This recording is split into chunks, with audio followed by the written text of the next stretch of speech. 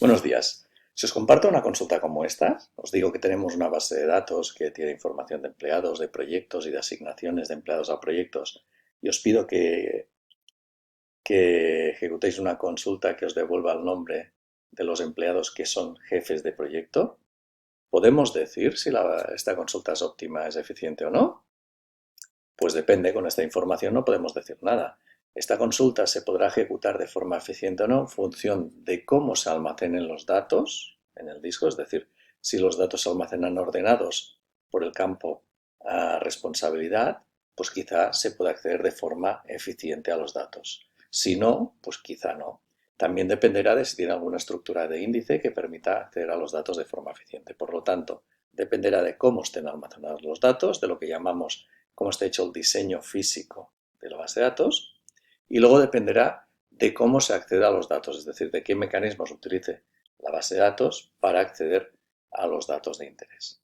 Por lo tanto, si nosotros tenemos un conjunto de operaciones que queremos ejecutar sobre la base de datos y queremos que esas operaciones sean lo más eficientes posibles, tendremos dos opciones de hacerlo.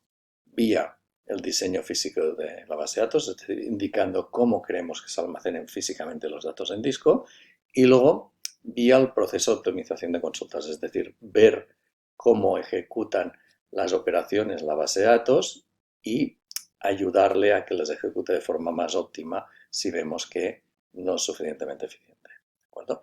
Pues bien, de eso va a tratar el vídeo de hoy. Básicamente en este vídeo vamos a ver qué es el proceso de optimización de consultas, cómo puede realizarse en un entorno centralizado y sobre todo cómo puede realizarse la optimización de consultas en un entorno distribuido y hasta qué punto las estrategias de fragmentación que vimos y de distribución que vimos el otro día nos permiten optimizar las consultas en un sistema distribuido. ¿De acuerdo?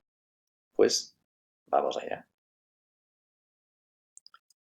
En particular, en este vídeo vamos a empezar hablando de qué es el diseño físico y qué podemos hacer cuando realizamos el diseño físico de una base de datos. No vamos a verlo en detalle, vamos a estudiar muy por encima los elementos que vamos a poder controlar y vamos a entrar en un poco más de detalle en los índices, que son estructuras que vamos a utilizar muy mucho en nuestro día a día cuando gestionemos datos. A partir de ahí luego veremos qué es el proceso de optimización de consultas, hablaremos del procesamiento de consultas en un sistema gestor de base de datos, hablaremos de los planes de consultas, de cómo ver si los planes de consultas que prepara el procesador de consultas de la base de datos son eficientes o no, y a partir de ahí qué podemos hacer para ayudar a que sean eficientes. Esto en el contexto de una base de datos centralizada. Luego veremos cómo el sistema gestor de base de datos puede utilizar la información de fragmentación para mejorar, para optimizar las consultas que hagamos sobre la base de datos y cómo podemos utilizar la fragmentación a nuestro favor si queremos optimizar algunas de las consultas.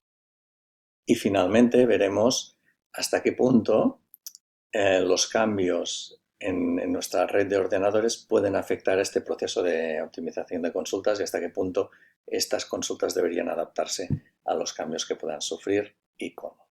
¿De acuerdo? Pues bien, dicho esto, vamos a empezar hablando un poco de qué es el diseño físico de la base de datos. Cuando nosotros creamos una base de datos, lo primero que tenemos que hacer es un diseño conceptual donde identificamos cuáles van a ser los datos que vamos a almacenar y qué interrelaciones hay entre esos datos. Y con eso normalmente hacemos un esquema conceptual, un diagrama, donde se ven los datos de interés y las relaciones que hay entre ellos, las restricciones de integridad, etc. Vendría a ser como un plano, una estructura, una especificación de qué datos va a almacenar la base de datos. A partir de ahí, ese diseño conceptual se adapta al modelo de la base de datos mediante un proceso llamado diseño lógico. Así pues, si utilizamos una base de datos relacional, reescribiremos este diseño conceptual en, en un conjunto de estructuras que están ligadas al modelo relacional. En este caso, relaciones, claves primarias, claves foráneas, etc. Si estamos en una base de datos no SQL de agregación, pues lo que hacemos será transformar estos conceptos, estos esquemas, estas clases, etcétera, en agregados. ¿De acuerdo? Y así en función del modelo que utilicemos. Una vez hemos hecho el diseño lógico, viene el diseño físico, que es donde lo que haremos es indicar a la base de datos cómo queremos que se almacenen los datos físicamente en disco. Es decir, vamos a indicar los espacios para tablas, es decir, los ficheros que queremos que se almacenen y qué datos queremos que se almacenen en cada fichero y cuáles van a ser sus estructuras. Vamos a indicar qué índices queremos que se creen en la base de datos. Ya veremos que los índices son estructuras de datos que nos permiten optimizar el acceso a los datos. Vamos a ver si hay que crear algunas vistas materializadas. Una vista materializada nos da nada más que una estructura de datos que se calcula en tiempo real. Bueno, una vista es una estructura de datos que se calcula a partir de los datos que hay almacenados en la base de datos. Normalmente estas vistas se pueden calcular en tiempo real, pero si son vistas que requieren mucho tiempo de cálculo o que tenemos que calcularlas muy a menudo, lo que podemos hacer es crear vistas materializadas, es decir, crear físicamente estos datos, hacer el cálculo y almacenarlo, y cuando se modifiquen los datos de base, actualizar estas vistas materializadas. Así, cuando queramos acceder a los datos, ya los tendremos creados, escritos en disco y será más fácil de acceder a ellos. Y luego las particiones, donde definiremos cómo se particionan los distintos, en qué particiones se almacenan los distintos datos, en qué páginas van a haber por particiones, etcétera, etcétera. En este caso nosotros no vamos a entrar en detalle en estos elementos, vamos a ver un poco por encima los índices, porque son estructuras que nos van a ser muy útiles para nuestro día a día.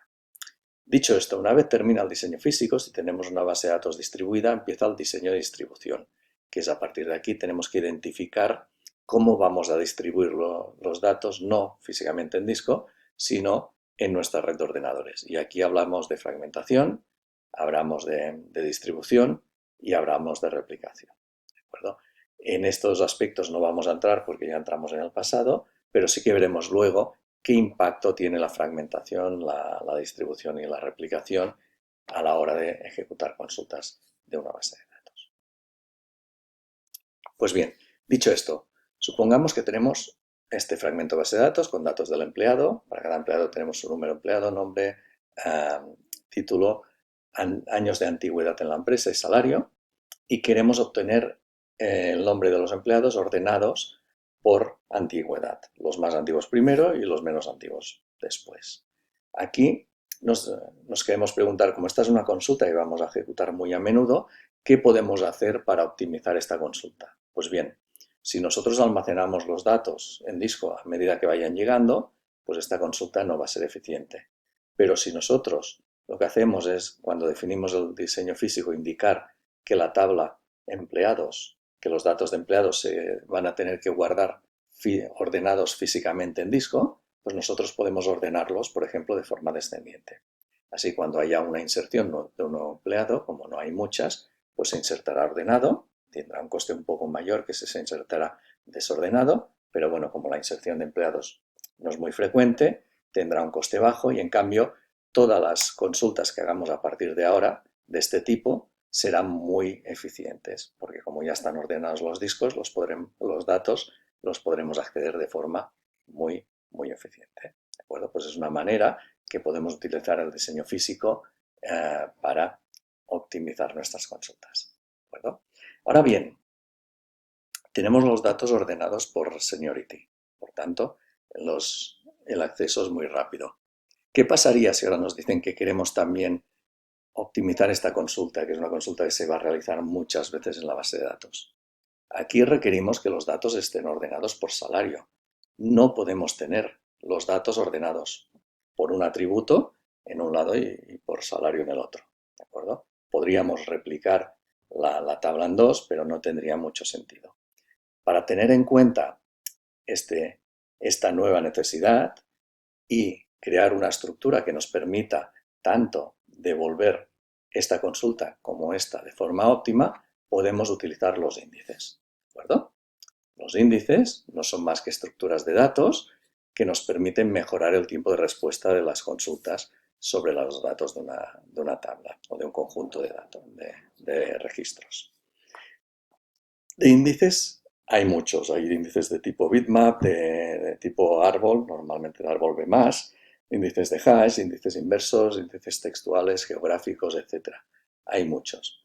Y lo que es importante es utilizar el índice más adecuado para cada tipo de búsqueda y para cada tipo de dato. ¿De acuerdo? Cuando utilizamos el índice también tenemos que ser cuidadosos, porque los índices normalmente requieren un tiempo de mantenimiento. Cuando insertamos o modificamos datos en nuestra base de datos, en los índices asociados a esos datos hay que recalcularlos y ajustarlos, y eso tiene un coste. ¿De acuerdo?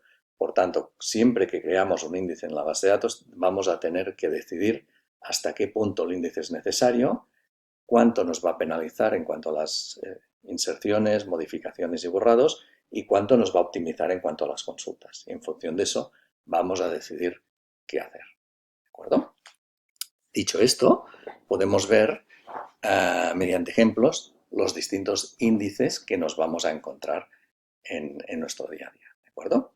Los índices que se utilizan por defecto normalmente y los más utilizados en el mundo de las bases de datos son los índices de árboles B+. Básicamente lo que hacemos es mantener una estructura en forma de árbol balanceado. Eso quiere decir que los niveles del árbol están controlados y que el árbol está poblado de forma homogénea en todas sus ramas, ¿de acuerdo? Y estos índices no vamos a entrar en detalle en cómo se crean y cómo se mantienen, pero no, básicamente lo que hacen estos índices es permitirnos tener un acceso rápido a un conjunto de datos, ya sea a partir del valor de un atributo o ya sea a partir de una búsqueda por secuencia de valores de un atributo. ¿De acuerdo? Normalmente lo que hacemos es crear un índice asociado a un atributo, a un conjunto de atributos. Aquí vemos un índice para seniority, por ejemplo, para el atributo seniority, y lo que hace es definir un índice donde en el nodo raíz hay un conjunto de posibles valores de seniority, y para cada valor que hay en la raíz vemos que hay en su parte izquierda y derecha unos punteros. Y esto se lee de la siguiente forma. Si estamos buscando un valor de seniority menor a 14, debemos ir por el puntero de la izquierda. Y si es mayor a 14, por el puntero de la derecha. Una vez vamos a la izquierda, imaginamos que buscamos el valor 8. Si buscamos un valor de seniority menor a 6, iríamos por el puntero a la izquierda. Pero como no es menor a 6, 8 es mayor a 6, iríamos por este de aquí. ¿Vale? No es 6, pues iríamos al siguiente y encontraríamos el valor que estamos buscando. ¿De acuerdo? Esta es la hoja del árbol. ¿De acuerdo? En las hojas del árbol hay los posibles valores del atributo y para cada posible valor hay un puntero a las páginas de disco que contienen los datos en este caso, de los empleados. Por tanto, aquí tendríamos los datos de los empleados que tienen un seniority igual a 8, una antigüedad igual a 8. ¿De acuerdo? Así, si tenemos 1.000.000 de registros, por decir alguna cosa, quizá podamos mantener un índice con una profundidad de 10 y con un orden logarítmico al número de registros, es decir, en vez de hacer 1.000.000 de búsquedas, haciendo 10 búsquedas en el árbol, ya soy capaz de llegar al registro que toca. ¿De acuerdo? ¿Qué operaciones podría optimizar? Pues bien, este tipo de índices nos permitirían optimizar búsquedas por valor y búsquedas por secuencia, de manera que si el índice está definido sobre seniority de forma descendiente, bueno, aquí es ascendiente, por lo tanto esta consulta básicamente la podría solucionar, pero yendo al final de todo el índice y navegando hacia atrás por todos los valores. Si fuera ascendente, vendríamos aquí y navegaríamos por todos los valores. Si tenemos una búsqueda por rango de los valores de seniority que están entre 6 y 14, pues sería muy sencillo. Venimos aquí, vamos a 6 y vamos obteniendo los valores hasta llegar a 14. Y aquí cerramos, veis que sería muy eficiente. Y si buscamos por valor, también sería muy eficiente. Por lo tanto, los árboles B+, son los índices más utilizados porque son muy versátiles. Nos permiten hacer una búsqueda por valor y por rango de valores de forma muy eficiente. Mantener estos árboles puede ser costoso en algunos casos, pero normalmente si hay muchas consultas sale a cuenta, siempre y cuando no hayan muchos índices para muchos atributos. Otro tipo de índice que podemos utilizar son las tablas de hash. En este caso, estos índices no son útiles para búsquedas ordenadas o búsquedas por rango, sino que son útiles para búsquedas por valor. Cuando queremos preguntar, dame los registros que tienen este atributo igual a tanto. ¿De acuerdo? Con estos índices lo que hacemos es aplicar una función de hash sobre el atributo que estamos buscando y crear una tabla de hash con los posibles valores de la función de hash. Suponemos que tenemos un seniority y le hacemos la función de hash, le hacemos el módulo n, siendo n el número que queráis. Tendríamos esta tabla de hash aquí y en función de los valores de hash de seniority, pues añadiríamos aquí los empleados con la misma antigüedad o con antigüedades cuya función de hash da el mismo valor. ¿De acuerdo? Este índice es muy eficiente porque con una sola lectura aplicamos la función de hash, obtenemos un valor, esto se hace en memoria y a partir de ese valor ya sabemos en qué posición de la tabla hay nuestro registro y leemos el registro. ¿De acuerdo? Si no hay muchos registros para el mismo valor, este índice es muy eficiente. Si tenemos muchos sinónimos que se llaman, es decir, muchos registros para el mismo valor, el tema se puede ir degradando. ¿Vale? Si el tema no se degrada, el acceso por valor es muy rápido. Es decir, si tenemos una consulta de este tipo, será muy eficiente resolverla. Esta consulta ya no, porque para resolver esta consulta tendríamos que preguntar para cada uno de los valores de seniority 6, 7, 8, 9, 10, 11, 12, 13, 14. Como veis, no es eficiente. ¿De acuerdo? Y esta tampoco. Otro tipo de índice, bastante utilizado, aunque menos que los otros dos, son los índices de bitmaps.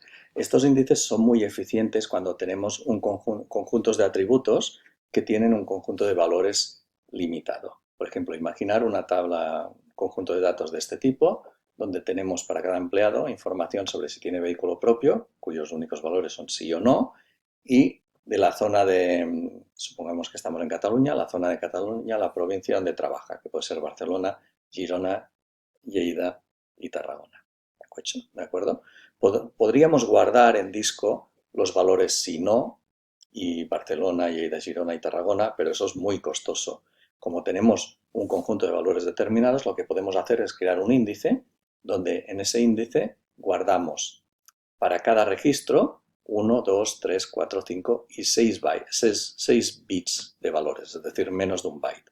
Y esos bits nos indican si el empleado tiene vehículo propio o no, y nos indican la zona geográfica donde trabaja. Fijaos que está muy bien porque esto nos permite incluso tener en cuenta atributos multivaluados. Podría haber alguien que trabaja en Barcelona y en Girona. ¿De acuerdo? ¿Qué ganamos con esto? Pues que tenemos un conjunto de bits que ocupan muy poco y que podemos operar de forma muy eficiente directamente en los registros del procesador del sistema y que nos permiten resolver consultas como las que tenéis aquí. Dame todos los empleados que tienen vehículo y que trabajan en Barcelona o en Lleida.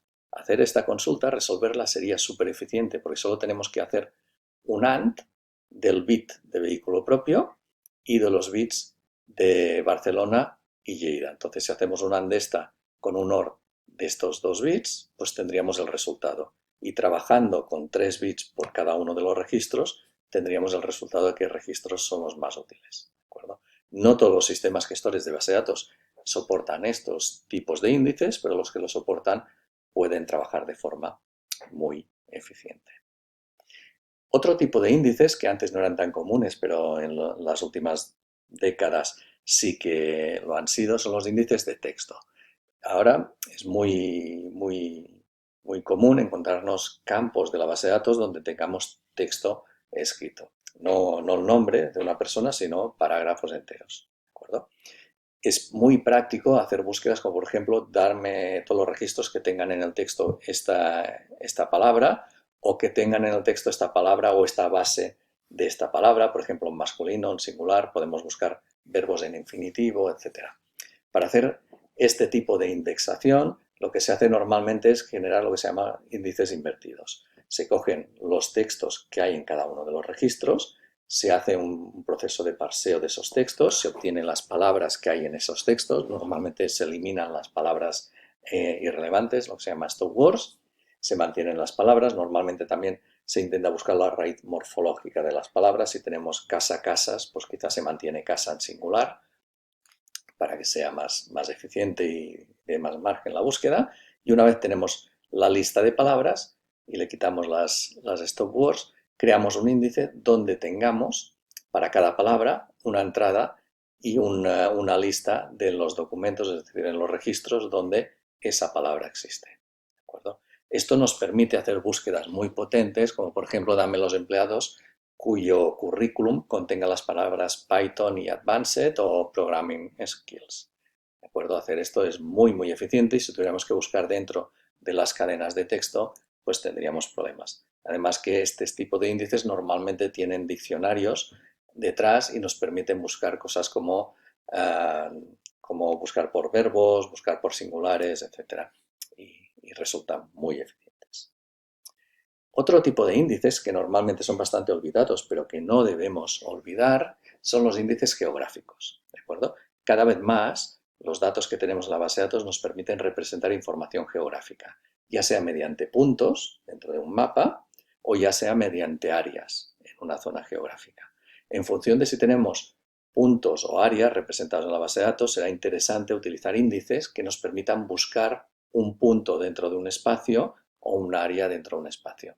Ese tipo de índices existen, por ejemplo, para buscar puntos tenemos los quadtrees, que lo que hacen es dividir en distintas zonas el área de interés, y lo que hace es indexar, tener información de en cuál de estos cuadrados está el punto de interés. Y eso permite buscar puntos de forma muy rápida, siempre y cuando tengamos consultas de tipo dame los puntos que están en esta zona, etc.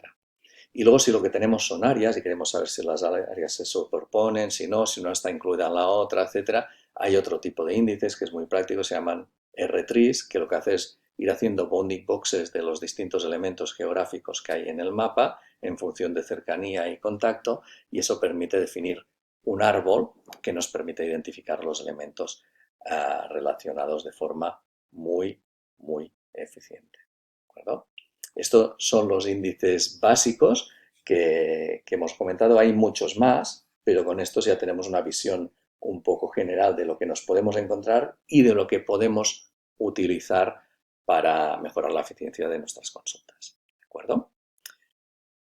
Con todo este abanico de opciones, ¿qué debemos considerar a la hora de elegir un índice o no? Pues básicamente lo que hemos comentado antes. ¿Qué tipo de datos queremos indexar? Numéricos, normalmente árboles B+, o de hash si buscamos igualdades. Textuales, multivaluados, bitmap, geográfico, quadtree o R-tree, etc. Y el tipo de acceso a utilizar. Si queremos acceso directo, índice B+, por ejemplo, o hash. Si queremos acceso secuencial, el hash está descartado. ¿De acuerdo? Por tanto, en función del tipo de índice, pues seleccionaremos uno u otro. ¿De acuerdo? Pues bien, hasta aquí el tema de diseño físico y qué tipos de índices hay y cómo utilizarlos. Si nos proporcionan una consulta y nos piden, ¿esta consulta es eficiente teniendo en cuenta nuestro diseño físico? ¿Cómo podemos saberlo? Pues bien, el sistema gestor de base de datos utiliza un componente que se llama procesador de consultas, que lo que hace es recoger una consulta en un lenguaje de alto nivel, que puede ser SQL si estamos en una base de datos relacional, Cypher si estamos en una no SQL de grafo, el lenguaje de MongoDB, etcétera, cualquier consulta de alto nivel, y el procesador de consultas lo que hace es traducir esta consulta de alto nivel en un conjunto de operaciones de bajo nivel que hacen consultas directamente sobre los datos que están almacenados en disco, utilizando el modelo de base de datos que tiene. ¿De acuerdo? El kit es que este conjunto de consultas que ofrece este conjunto de operaciones se llama plan de consultas, y el procesador de consultas normalmente considera distintos planes de consultas y utiliza algunas métricas para identificar cuál es el plan de consultas más eficiente potencialmente, y ese es el que lleva a la práctica. ¿De acuerdo? Si nosotros queremos saber si el plan de consultas que elegirá el sistema gestor de base de datos para resolver una consulta es eficiente o no, solo tenemos que preguntárselo. Los sistemas gestores de base de datos tienen una operación que normalmente se llama explain plan, que nos permite, si le pasamos una consulta, obtener información sobre su plan de consultas. ¿De acuerdo? Y entonces a partir de ahí podemos ver si esa consulta se va a hacer óptima a partir de sus índices o si va a utilizar la fragmentación de forma adecuada, etcétera, etcétera. Por lo tanto, es la manera que tenemos de identificar los problemas que puede tener una consulta y a partir de ahí solucionarlos. ¿De acuerdo? Y esto es lo que vamos a ver para un entorno centralizado en esta parte de la presentación. Cuando hablamos de planes de consultas, normalmente hablamos de árboles sintácticos de consultas, ¿vale? Un árbol sintáctico es un plan de consultas que retorna el procesador de consultas y que indica cuál es la estrategia que va a utilizar el sistema gestor de base de datos para obtener el resultado de interés a partir de los datos que tiene la base de datos, ¿de acuerdo? El plan de consultas normalmente es un árbol, el árbol sintáctico es un árbol donde en los nodos hoja tendremos los datos de la base de datos que vayan a contribuir al resultado. Luego, estos nodos hoja se van integrando a partir de distintas operaciones y al final, en el nodo raíz, encima de todo, tendremos el resultado de la consulta. ¿De acuerdo? Aquí, por ejemplo, vemos una consulta donde nos pide información de los empleados, el nombre, el número y el número de proyectos de los empleados que están asignados en proyectos de más de 200 trabajadores o euros, no sé, que están asignados en proyectos y han dedicado más de 200 horas. ¿De acuerdo? ¿Y cómo se puede ejecutar esta consulta? Pues aquí si preguntáramos a la base de datos, nos podría ofrecer distintos planes de consulta. Aquí tenemos dos. Por tanto, es importante saber que los resultados, las vías de resolver una consulta no son únicas, ¿de acuerdo? Y a partir de aquí, si vemos que el sistema gestor de base de datos escoge uno que no es muy óptimo, pues podremos intentar corregirlo para que escoja el bueno. Aquí lo que hacemos, por ejemplo, escogemos los datos, el conjunto de datos de empleados y asignaciones, lo relacionamos y hacemos lo que se llama un join en una base de datos relacional y asignamos los empleados con los proyectos en los que trabajan. A partir de aquí, cuando tenemos asignado cada empleado con su proyecto, cogemos aquellos empleados que están en proyectos que tienen más de 200 horas de dedicación y a partir de aquí seleccionamos los atributos de interés, nombre empleado, número empleado y número de proyectos que cumplen esa condición. ¿De acuerdo? Otra manera de hacer esto es directamente coger los proyectos de más de 200 horas y luego los proyectos de más de 200 horas se relacionan con los empleados y a partir de ahí se seleccionan los valores. Como veis, son dos alternativas distintas de hacer lo mismo. ¿De acuerdo? ¿Cuáles son las operaciones que pueden haber en estos árboles sintácticos de consultas? Pues bien, las operaciones que habrá dependerán del modelo gestor de base de datos que utilicemos. Si utilizamos un modelo relacional, las operaciones que tendremos serán como mínimo estas. Sea una operación de producto cartesiano entre conjunto de datos, de intersección, de diferencia, de unión, una combinación natural que cogerá dos conjuntos de datos, dos relaciones, y creará una nueva relación, un nuevo conjunto de datos que asocie los datos de los dos conjuntos, una selección que dado un conjunto de datos aplique una condición y deje pasar solo los que satisfagan, los registros que satisfagan esa condición, y una proyección donde, dado un conjunto de datos, se seleccionen solo los atributos indicados en la proyección de ese conjunto de datos. ¿De acuerdo? Estas son las más típicas de un sistema relacional. Pero si utilizáis un sistema de agregación NoSQL, un sistema en grafo o un sistema en NewSQL, pues probablemente tendréis otro tipo de consultas, de operaciones, perdón. ¿Y cómo podemos ver si el árbol sintáctico de consultas es eficiente o no? Pues bien, con información de contexto necesitamos saber cuántos registros vamos a tener de ese resultado, cuántos registros hay en cada uno de los conjuntos de datos, etcétera, etcétera. En función de eso tenemos que ver cuál es lo más eficiente. Por ejemplo, si tuviéramos muchas asignaciones, del orden de decenas de miles, hacer esta combinación sería muy caro y por tanto esta opción sería más cara que esta, porque es aquí, si resulta que proyectos con dedicación de más de 200 horas hay pocos, pues así esta selección nos eliminaría muchas asignaciones y podríamos hacer una combinación con muchos menos elementos en este caso. Por tanto, esta sería más eficiente. Por otro lado, si esta condición de aquí no filtra demasiados proyectos, es decir, casi todos los proyectos la cumplen, pues muy probablemente este árbol de aquí sería más eficiente. Por tanto, con la información de contexto que tengamos, tendremos que analizar los planes de consulta, los árboles que nos devuelva el sistema gestor de base de datos y ver si el plan es eficiente o no, y si no lo es, pues hacer las acciones correctivas que consideremos oportunas, como por ejemplo crear índices, informar al sistema gestor de base de datos que actúe de forma diferente, etcétera, etcétera. Hay distintas opciones, ¿de acuerdo?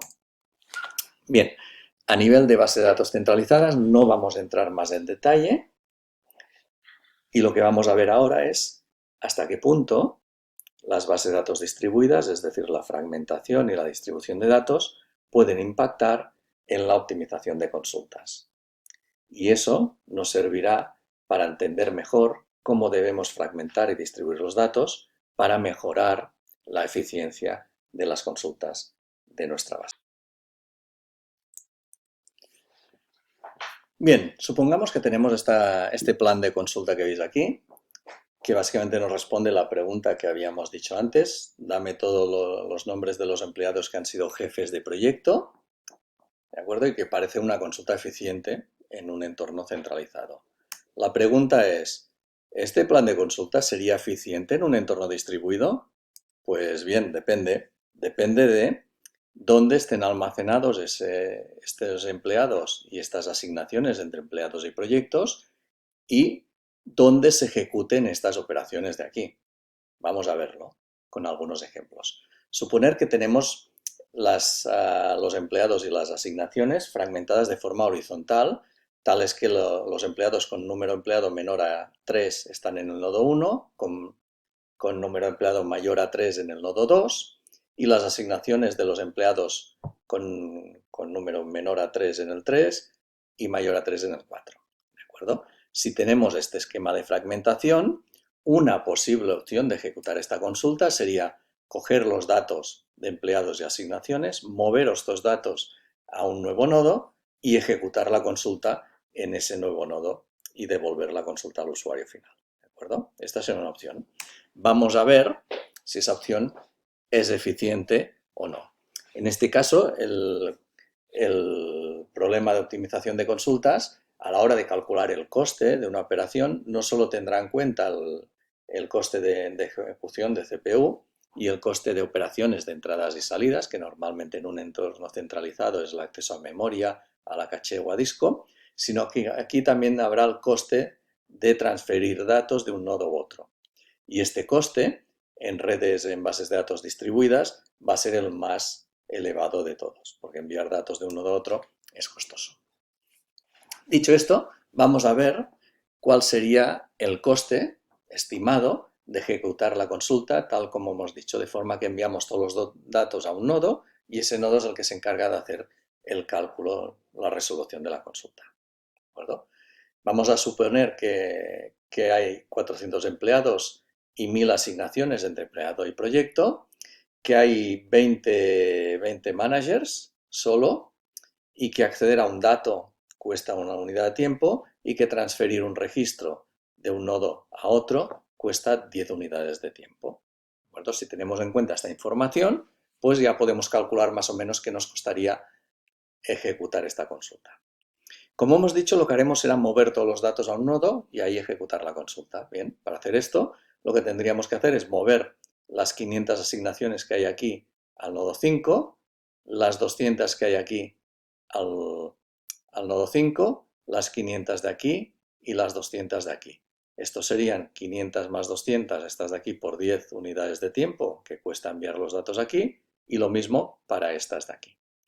Una vez tenemos los datos de asignaciones en el nodo 5, podemos seleccionar aquellas asignaciones cuyo atributo responsabilidad sea igual a manager y lo haríamos a partir de aquí. ¿De acuerdo? Básicamente lo que tendríamos que hacer es comprobar cada registro y por cada registro mirar a ver si el valor de resp es igual a manager. Si lo es, dejamos pasar el registro, si no, lo descartamos. ¿De acuerdo? Esto tendría que ser una iteración por los 100 registros que tenemos. Una vez hemos hecho esto, lo siguiente que tendríamos que hacer es combinar la asignación de los registros de los managers con los datos de los empleados. Como tenemos 400 empleados y 20 managers, pues tendríamos 400 por 20, sería el coste que tendría, ¿de acuerdo? Y finalmente el coste de ejecutar esta operación sería el que veis aquí, 23.000 unidades de tiempo. ¿Es mucho o poco? Pues bien, no lo sabemos aún, pero teniendo en cuenta que enviar datos de un nodo a otro es muy costoso, suponemos que no será muy eficiente. Vamos a ver otra opción. Otra opción donde se tenga en cuenta la localidad de los datos y podamos aprovecharla, ¿de acuerdo? Que sería esta de aquí. ¿Qué vamos a hacer aquí? Pues vamos a asumir que como conocemos dónde están ubicados los datos, vamos a intentar ejecutar al máximo posible las operaciones en los nodos donde están los datos. Eso nos va a permitir evitar mover los datos de un nodo a otro y ahorrar tiempo, y nos va a permitir poder ejecutar los índices, poder utilizar los índices que tengamos definidos sobre los datos. Por ejemplo, si estamos en el nodo 3 y queremos identificar los registros de asignaciones que tengan resp igual a manager, pues eso lo podemos hacer fácilmente si tenemos un índice sobre este campo. Si movemos los datos a otro nodo, a no ser que movamos también el índice, no podemos usar el índice. Pero si tenemos el índice definido en el nodo 3, podremos utilizarlo. Y entonces identificar los 10 registros de interés tendrá un coste menospreciable, será coste de 10, una unidad por cada registro. Y lo mismo en este nodo. Eso quiere decir que al final de esta selección tendremos que mover 10 registros del nodo 3 al nodo 1 y 10 registros del nodo 4 al nodo 2. Fijaos que en vez de buscar un nodo externo, lo que hacemos es mover los registros al nodo donde va a tener lugar la siguiente operación y donde están ubicados los datos con los que se van a tener que relacionar. ¿De acuerdo? En este caso tenemos los 10 registros de interés que hay que combinar con los empleados asociados, tanto con empleado 1 como con empleado 2. ¿De acuerdo? Fijaos que como asignaciones son las asignaciones de los empleados con código E3 o inferior, pues no tiene sentido enviar estas asignaciones al nodo 2 porque estos tendrán códigos diferentes. Por lo tanto, podemos hacerlo así. ¿Qué ventaja tiene enviar los datos al nodo 1 y al nodo 2? Pues que empleado, como la clave primaria es el número de empleado, seguro que hay un índice por número de empleado. Y eso permitirá hacer esta combinación, es decir, ligar la asignación, los datos de asignación con los datos de empleado a un coste muy bajo. De hecho, podemos asumir que el coste será coste de 1 para cada uno de los elementos que hay. Entonces, hacer las joins tendría este coste de aquí. Y una vez aquí tendremos la combinación de empleados con asignaciones de los managers y aquí también los de código E3 o inferior y código E3 superior. Y para obtener el resultado final tendremos que mover los 20 registros que tenemos aquí al nodo 5, que hará la unión y devolverá los datos al usuario. Resultado, 460 unidades de tiempo. Como veis, un factor de un orden de magnitud 2 veces inferior a este que teníamos 23.000. Y además hay otro tema que puede hacer que la segunda consulta sea más eficiente. Fijaos que aquí todo se tiene que ejecutar de forma secuencial, no tenemos paralelismo. Pero aquí esta operación y esta operación se ejecutan en paralelo y esta operación y esta operación se ejecutan en paralelo. Por tanto, aunque el coste de ejecución sea 460, el tiempo de respuesta puede ser mucho menor porque muchas operaciones de estas se ejecutan en paralelo.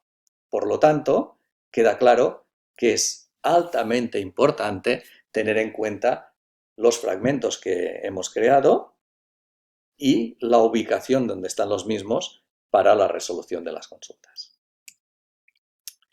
Dicho esto, cuando utilizamos optimización de consultas en un sistema distribuido, la fórmula del coste que queremos minimizar cambia un poco, porque ahora ya no tenemos que hablar de tiempo de ejecución, sino que tenemos que hablar de tiempo de ejecución distribuida, porque como algunas operaciones se ejecutarán en paralelo, el tiempo de ejecución será mayor que el tiempo de respuesta. Por tanto, podemos cambiar esto por ejecución distribuida o tiempo de respuesta.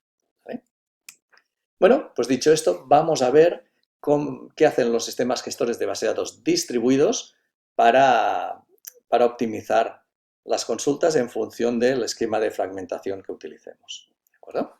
Básicamente, el procesamiento de consultas en un sistema gestor de base de datos distribuido empieza donde acaba el procesamiento de consultas de un sistema gestor centralizado. Es decir, el centralizado terminaría aquí en la fase de query decomposition, que generaría un plan de consulta que sería eficiente en el contexto de un sistema centralizado, y luego se ejecutaría la localización de datos, donde el sistema gestor de base de datos lo que haría sería modificar el plan de consultas para sustituir en el nombre de los conjuntos de datos o de las tablas que aparecen en el plan de consultas por la unión de los fragmentos que forman parte de la tabla. ¿De acuerdo? Porque como los datos están en fragmentos, no podemos acceder directamente a la tabla, sino que tenemos que hacerlo a sus fragmentos. ¿Okay?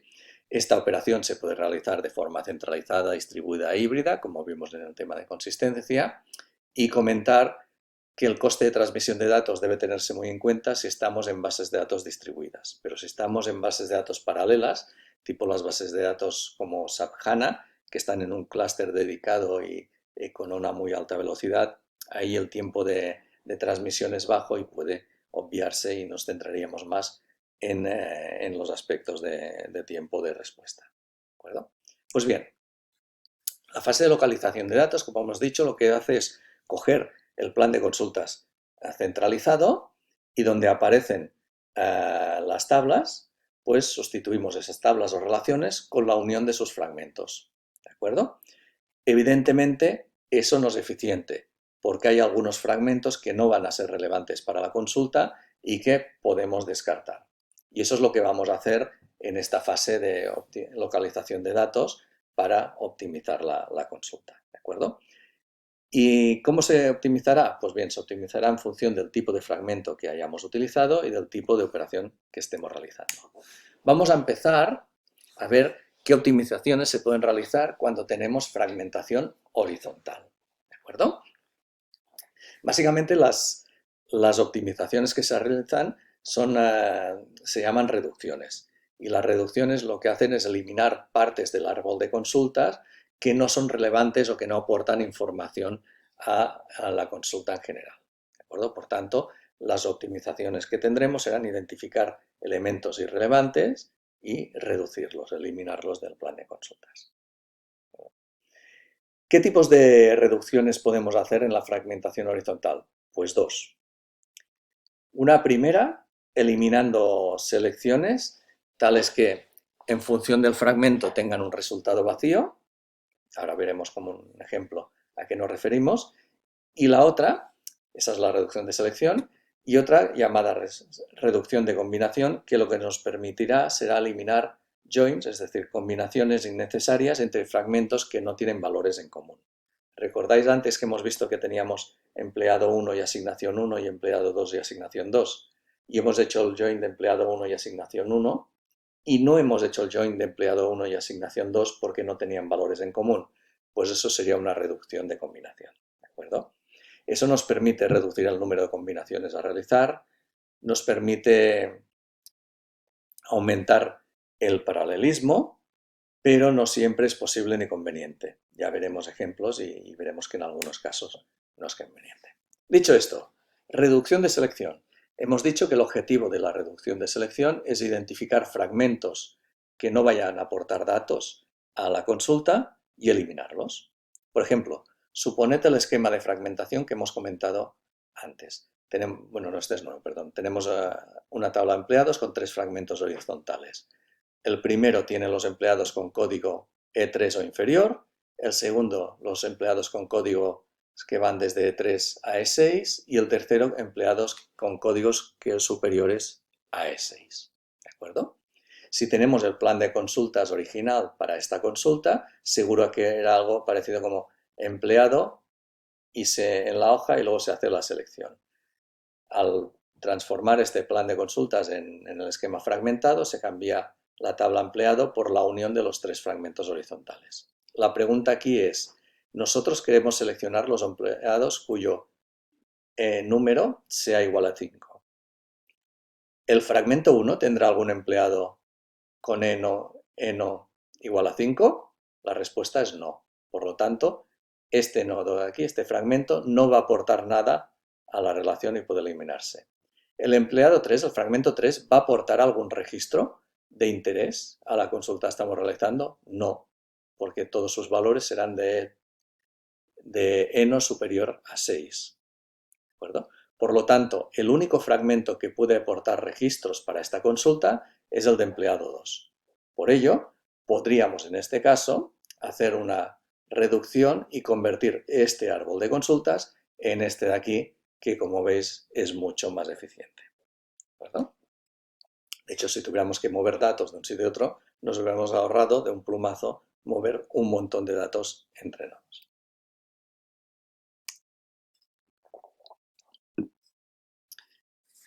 Vamos a ver cómo funciona la reducción de combinación. Suponed que nos piden todos los datos de los empleados y de los proyectos a los cuales están asignados, que sería esta consulta de aquí. Y que tenemos los empleados fragmentados horizontalmente, como hemos visto, y las asignaciones de empleados a proyectos fragmentadas de manera que en el fragmento 1 hay las asignaciones de los empleados con código E3 e inferior y en el fragmento 2 hay los empleados con código E3 o superior. Bueno, superior a 3, ¿de acuerdo? Pues bien, el plan original de consultas podría ser este. El join, la combinación de los empleados y las asignaciones. Y como empleados y asignaciones se calculan vía la unión de sus fragmentos, tendríamos esto de aquí. No obstante, si tenemos que mover datos entre nodos, probablemente tengamos que mover muchos datos y tendremos que hacer una combinación de muchos registros con muchos registros. Y tendremos en cuenta que aquí tenemos empleados con código 3 y aquí tenemos empleados con código 6 y que por lo tanto no serán compatibles. Una cosa que podríamos hacer para optimizar la consulta es mover a los niveles inferiores del árbol las combinaciones, las joins, de manera que hagamos en los nodos locales las joins de los fragmentos compatibles. Como empleado 1 tiene códigos inferiores o iguales a 3 y las asignaciones, el fragmento asignaciones 2 no tiene esos códigos, pues el join de empleados 1 se haría con asignaciones 1. ¿De acuerdo? Y una vez tuviéramos estos datos juntos, los enviaríamos para hacer la unión en el resultado final. El fragmento empleados 2 no tendría sentido combinarlo con asignaciones 1, porque no tiene ningún código en común, pero sí con asignaciones 2. Disculpad. Por tanto, se haría la combinación entre empleados 2 y asignaciones 2. Y lo mismo pasaría con empleados 3. ¿De acuerdo? Haciendo esto, lo que podríamos hacer es generar combinaciones de forma distribuida y paralela, de manera que reducimos el tiempo de respuesta, y por otro lado, movemos menos datos, potencialmente, y obtenemos un resultado más eficiente. No obstante, en función de los registros que haya y de los costes de transmisión de datos, esta reducción no siempre será más eficiente. Por tanto, aquí tendremos que vigilar sobre qué resultados, sobre el contexto y ver hasta qué punto es más eficiente o no. En el caso de la fragmentación horizontal derivada, tenemos la ventaja de que las dos relaciones de interés, los dos fragmentos relacionados, es decir, el fragmento base y el fragmento derivado, se encuentran normalmente en el mismo nodo. Y eso nos permite ejecutar las combinaciones de forma local, en el nodo local, por tanto, es interesante promover la reducción de combinación y nos permite identificar selecciones del plan de ejecución que no vayan a devolver resultados. Por lo tanto, también podremos aplicar fácilmente la reducción de selección. ¿De acuerdo? Vamos a ver un ejemplo donde se va a ver muy claro. Imaginar que tenemos este esquema de fragmentación de aquí. Tenemos los empleados fragmentados en dos fragmentos, 1 y 2. En el primer fragmento hay los programadores y en el segundo todos aquellos que no son programadores. Y luego hemos creado dos fragmentos de asignaciones de proyectos en función del fragmento de empleados. ¿De acuerdo?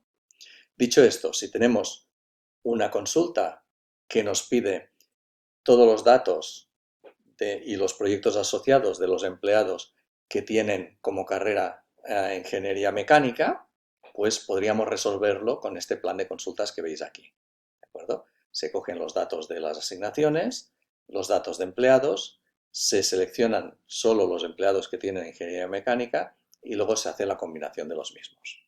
¿De acuerdo? Aquí hay dos cosas que podemos ver. La primera reducción que podemos hacer.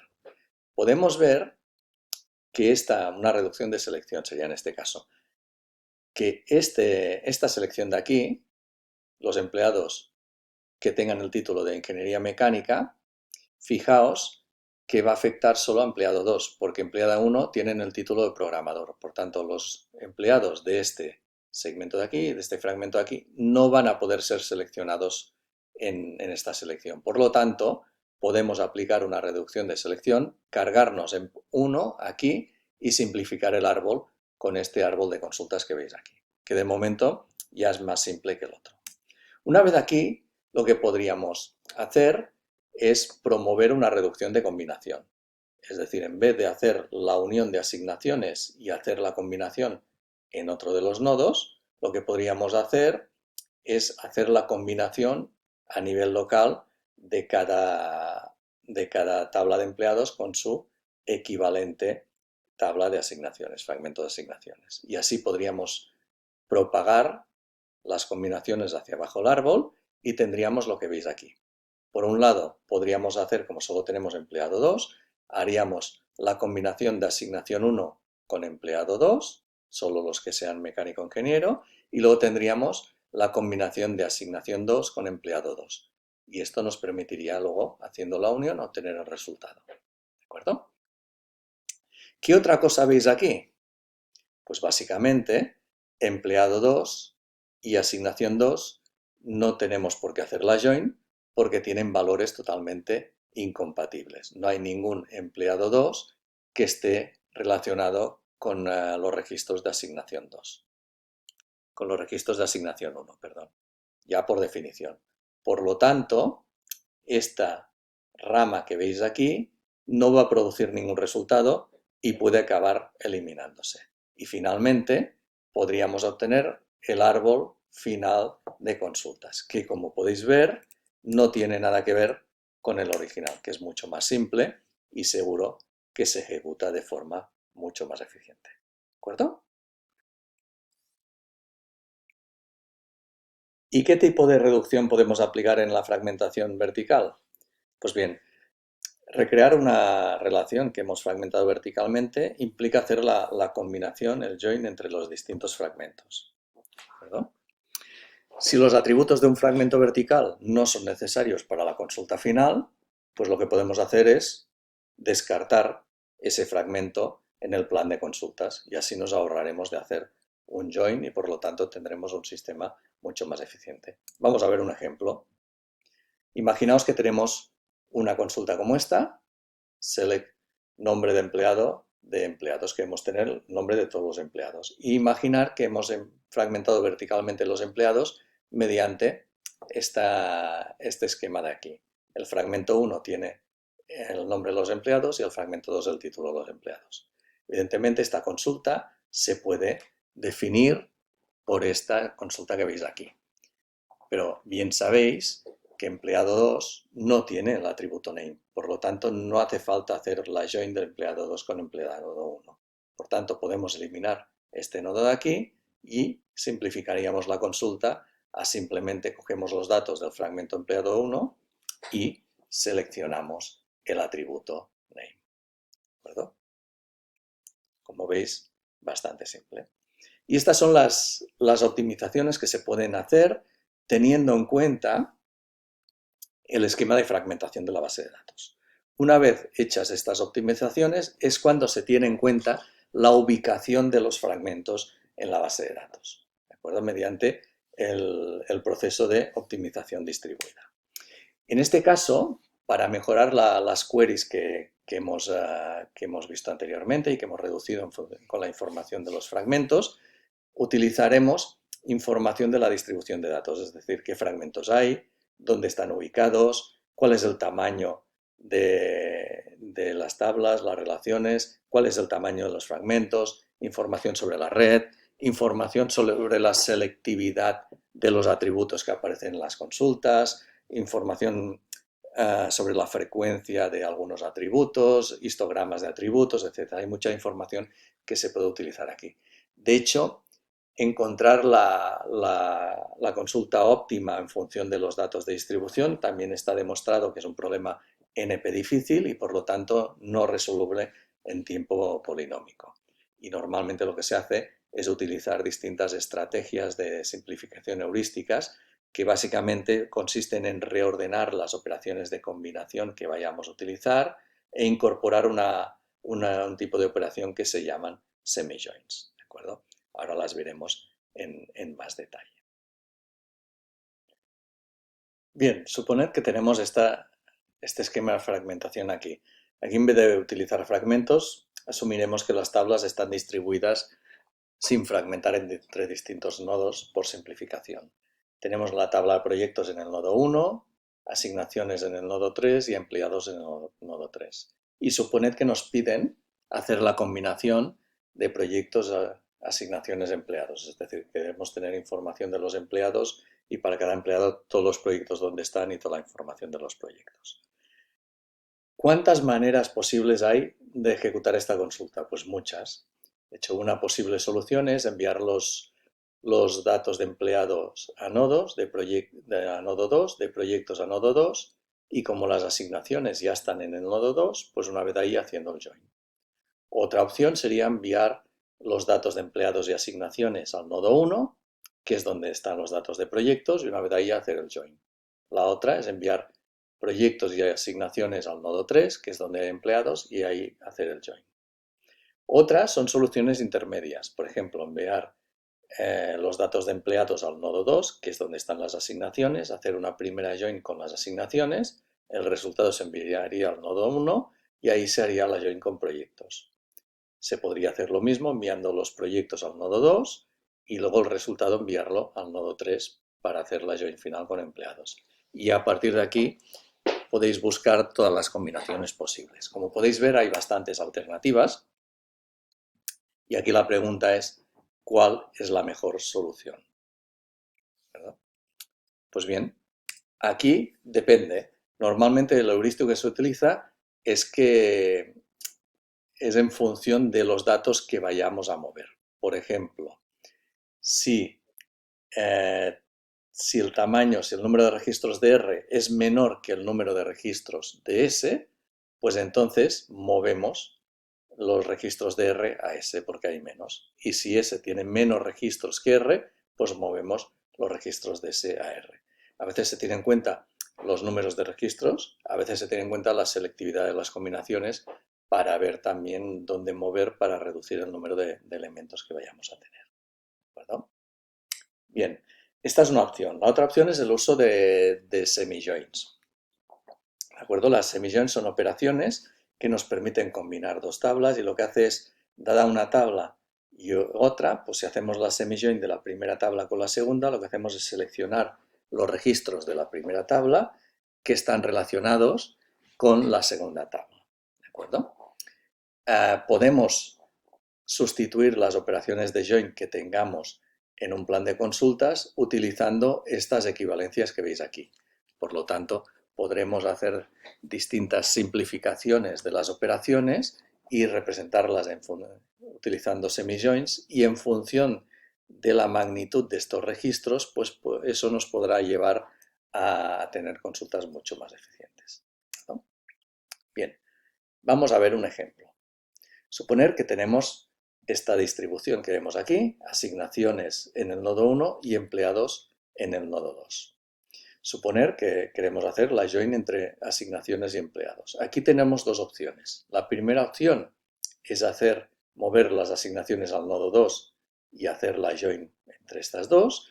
Y la segunda opción es utilizar semi-joins, es decir, cogemos las asignaciones cogemos la tabla asignaciones, seleccionamos solo la clave foránea, es decir, el elemento que está relacionado con empleado number, y lo movemos al nodo 2. Una vez en el nodo 2 lo que hacemos es hacer una semi-join entre estas asignaciones y la tabla de empleados. Eso nos identificará los códigos de empleados que están ligados con la tabla de empleados y luego movemos este resultado al nodo 1 y acabamos haciendo la join de estos dos datos. ¿De acuerdo? El resultado sería equivalente en los dos casos. Aquí la pregunta es, ¿cuál es la mejor alternativa? Pues la respuesta, como siempre, es depende.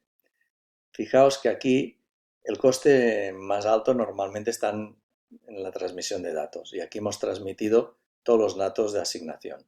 Y aquí lo que hemos transmitido son los datos de asignación, por un lado, bueno, el atributo empleado number de asignación y luego los datos de la semi-join. Por lo tanto, aquí para saber cuál es la operación más eficiente tendríamos que resolver esto de aquí. Si el tamaño de los atributos número de empleado de asignación más el tamaño de este semi-join es menor que el tamaño de empleado, pues entonces la segunda opción sería la más eficiente. Si no, la más eficiente sería la primera. ¿De acuerdo? No obstante, basarnos solo en el tamaño es una simplificación que quizá no dé muy buen resultado, porque los semi-join nos permiten utilizar índices locales, nos permiten un grado de paralelismo más alto y eso puede ser más eficiente en algunos casos, aunque el tamaño no sea menor. Debemos tener en cuenta también que las bases de datos paralelas, es decir, tipo SAP HANA, donde la comunicación es muy rápida, los costes de transmisión no son tan costosos y por tanto ahí quizá el uso de semi-join no está tan justificado. ¿De acuerdo? Y sí que tener en cuenta que las semi-joins nos incrementan el número de operaciones que tenemos que hacer. Nos reducen el tamaño de los operandos, pero incrementan el número de operaciones. Y eso en algunos casos tampoco puede ser muy adecuado. Por tanto, como siempre, depende del contexto, el sistema gestor de base de datos va a escoger una opción u otra. Dicho esto, ya para acabar,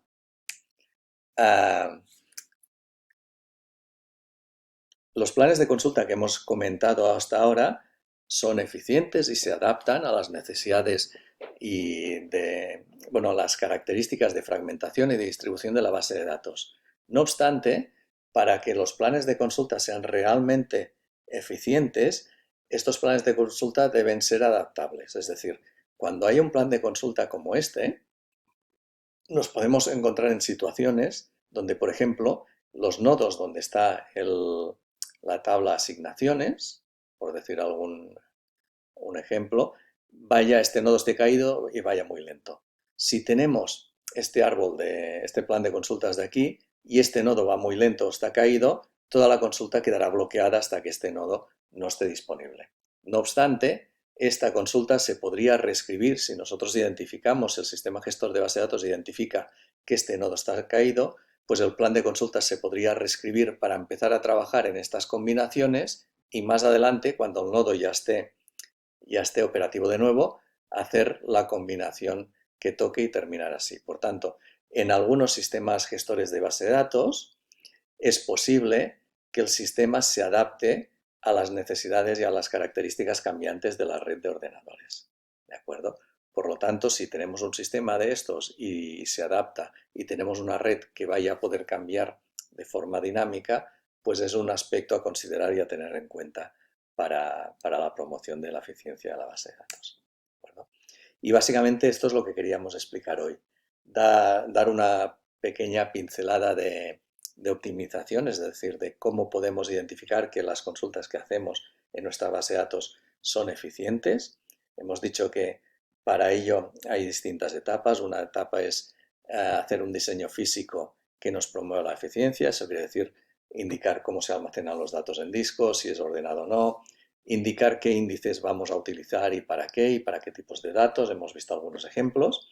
Y una vez hecho esto, hemos hablado de las distintas herramientas que nos ofrecen los sistemas gestores de base de datos para analizar la manera en que van a ejecutar las consultas y ver cómo podemos ajustar y tunear las consultas para que se comporten de forma más eficiente, tanto a nivel centralizado como a nivel distribuido. ¿De acuerdo? Aquí tenéis algunas referencias al respecto y como conclusión final simplemente comentar que espero que con esta presentación hayáis visto que la fragmentación, la distribución y la replicación tienen un impacto en la ejecución de las consultas y que conocerlo y hacerlo bien nos ayudará a diseñar mejores bases de datos y sobre todo a usarlas de forma mucho más eficiente. Saludos y que tengáis un buen día.